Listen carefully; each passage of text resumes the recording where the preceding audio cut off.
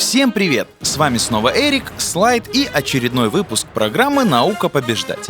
Как и обещали, сегодня поговорим о противотанковых машинах.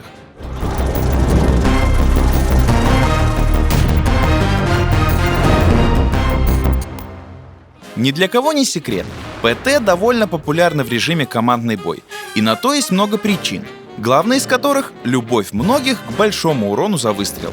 Хотя есть и другие. Давайте пройдемся по всем ПТ САУ 8 уровня и озвучим достоинства и недостатки каждой из них. Начнем с ПТшки, у которой самый большой урон в минуту. Некоторые даже не подозревали, но это британская АТ-15. Феноменальная для ПТ скорострельность позволяет наносить почти 2800 урона за 60 секунд. Точность, скорость сведения и бронепробиваемость тоже хороши, а лобовая броня заставляет многих проклинать это чудо мысли британских инженеров. Но все плюсы не могут компенсировать один огромный недостаток — динамику. Максимальная скорость этой ПТ всего 20 км в час. Как мы уже говорили, для режима командный бой это не просто плохо, а критично. Достаточно вспомнить КВ-4 из прошлой передачи. Такие же проблемы у американских Т-28 и Т-28 прототип. Отличная лобовая броня, но ужасная скорость. 18 км в час — это худший показатель среди всех ПТ 8 уровня. Возьмете в свою команду такую технику, и опытные соперники непременно этим воспользуются. Конечно, найдутся несогласные с нами, и вы еще не раз встретите эти ПТ в командных боях. Поэтому на всякий случай покажем, куда их лучше пробивать. Стреляя в Т-28, цельтесь в люки на крыше. Уязвимые места Т-15 — те же люки и центральная часть маски. Но прототип легче всего пробить в щеки и пулемет. Идем дальше. И следующая на очереди — француженка. В глаза сразу бросается отличная скорость — 50 км в час. Даже не все СТшки могут так разогнаться, и это несомненный плюс ПТ.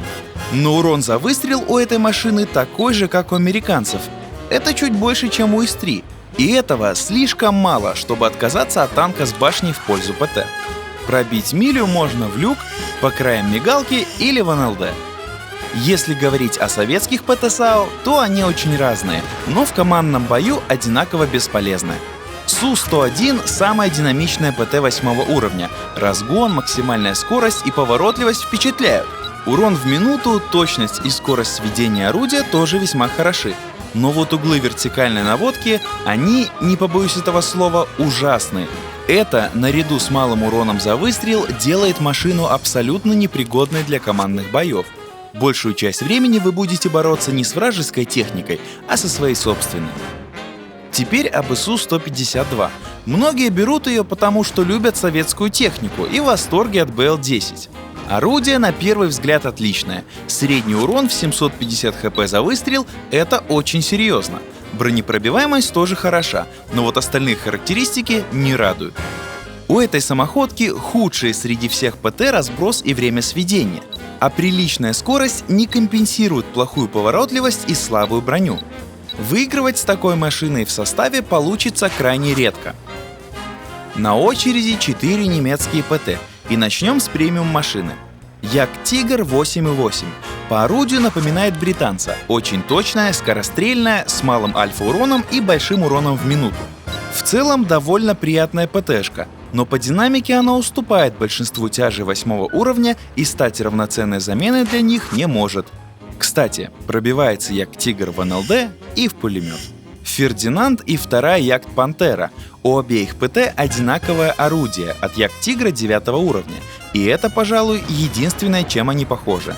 Впрочем, заострять внимание на них не будем. Брать в командный бой любую из этих машин нет смысла. Первая очень медленная, вторая слишком картонная. А напоследок самое вкусное — борщ, он же Рейнметалл Борсик Ваффентрейгер. В названии присутствует слово «металл», но по факту это скорее фольга. Впрочем, о ней еще поговорим, а пока давайте посмотрим на другие показатели. Главный среди них — пушка. Многие ездят со стоковой, и это можно объяснить, она точнее и скорострельнее. Кроме того, урон в минуту у нее даже выше, чем у топового орудия. Но возникает вопрос, зачем брать картонную ПТ, если за выстрел она снимает чуть больше ХП, чем тот же ИС-3? Правильный ответ — незачем. Главный козырь борщика — дикий разовый урон. Поэтому, если берете эту ПТ в свою команду, обязательно ставьте топовое орудие. Другие достоинства этого немца — хорошая маскировка, отличная поворотливость и, конечно же, наличие башни.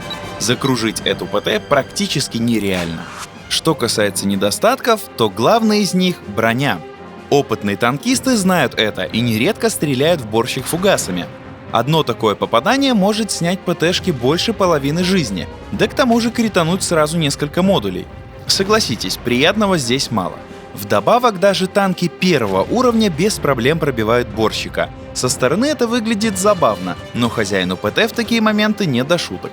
Часто приходится выбирать, разрядиться в брелок или стрельнуть в восьмерку и еще 20 секунд терпеть издевательства светляка. Если подытожить и говорить откровенно, то среди всех ПТ-8 борщ — самый подходящий аппарат для командного боя. Но даже это не значит, что нужно брать ПТ. Во-первых, вы сразу проседаете по общему количеству ХП. У всех ПТ-8, кроме британской, очков прочности ощутимо меньше, чем у тяжей. То есть еще до начала боя вы даете сопернику фору в 300-500 ХП.